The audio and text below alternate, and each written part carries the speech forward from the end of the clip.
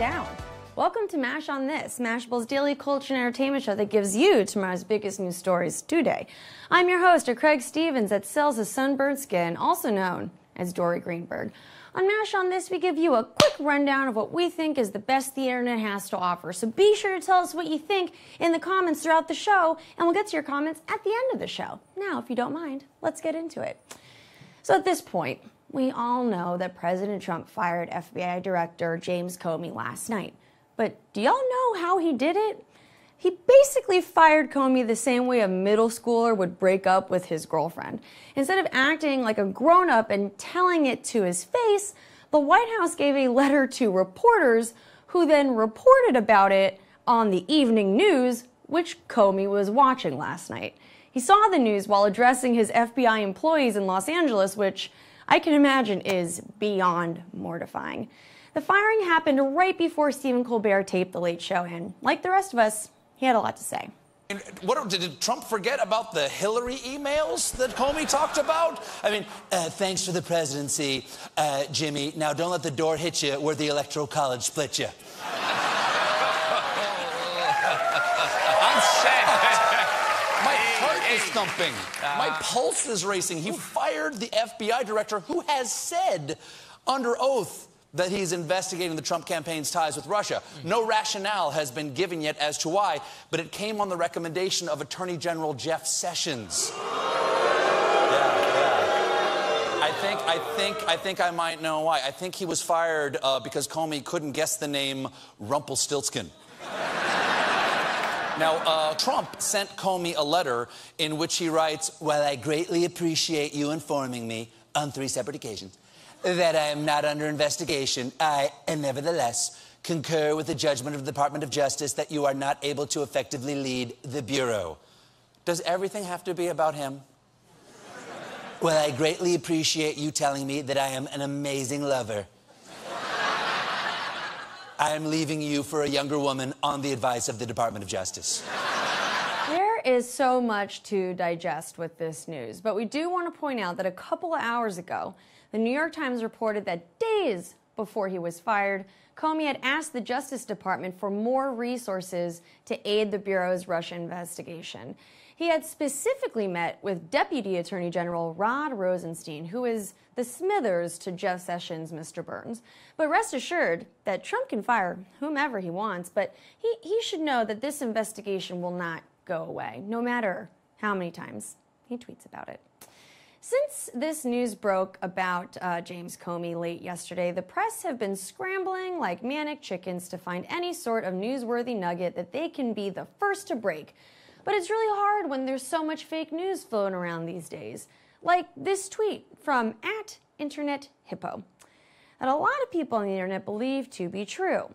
However, it was as fake as Donald Trump's hairpiece, as evident by the text being over 140 characters and the fact that this internet hippo person constantly posts Photoshop tweets on his account, like this one of Steve Bannon's whiteboard. As silly as these tweets are, this account is part of the fake news problem, not the solution, and therefore has been suspended from the platform. Comey has also said that he has a secret Twitter account, which means it ain't gonna have the handle @JamesComey. And also that a @JamesComey account has too been suspended.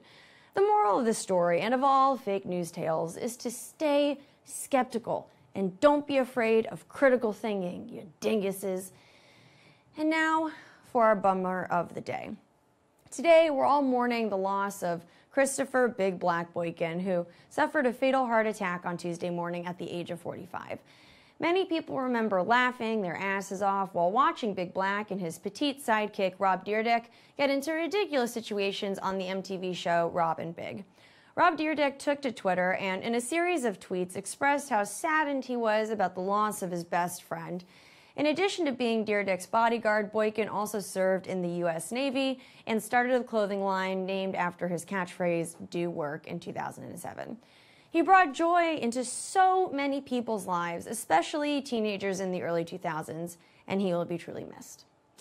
Now, for those who don't know, I have spent many years working in the entertainment industry, specifically within the realm of hip-hop. I've seen broke rappers and very, very wealthy rappers, and I totally understand that the appearance of wealth is many times a part of a rapper's persona. However, I don't think this next story falls into that category.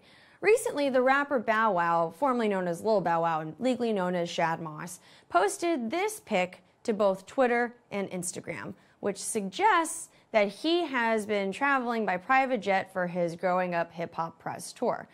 But only a couple moments later, this Twitter user posted a picture of Bow Wow seated on a commercial flight to New York. Can we get that picture? There it is. So, after this was posted, everyone's ears perked up, and it didn't take long for the Sherlocks of the Twitter sphere to find the image that Bow Wow used in his posts, which clearly show that it was taken from a Fort Lauderdale-based VIP transportation service website.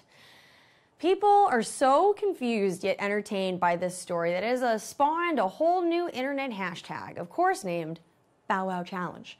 Here are some of our favorites. Yes, a solid go-to, the old fingers for legs move, gets me every time.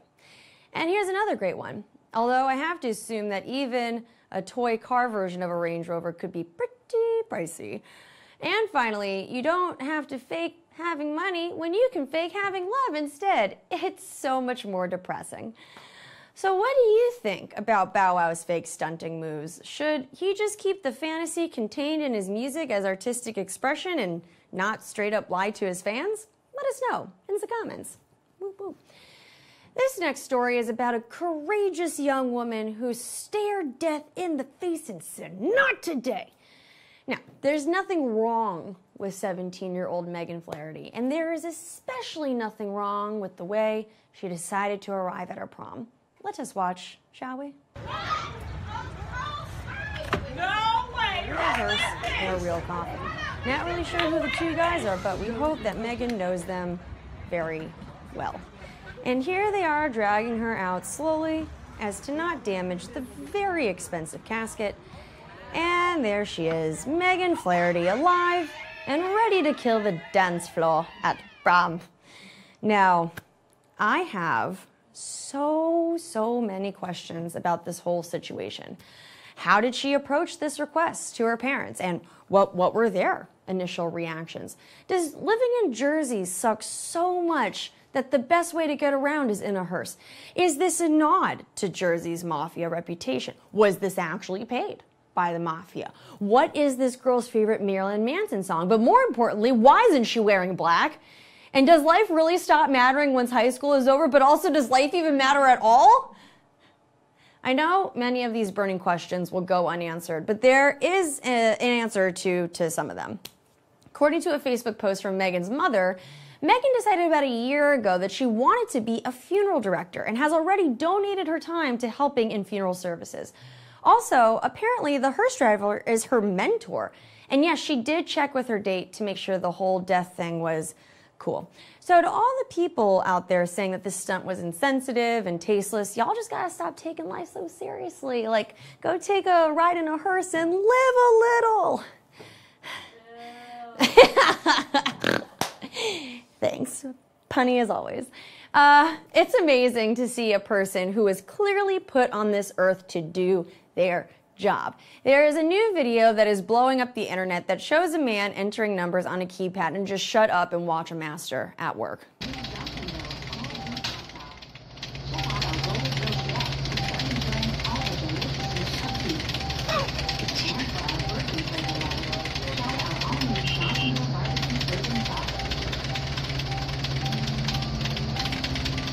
Incredible.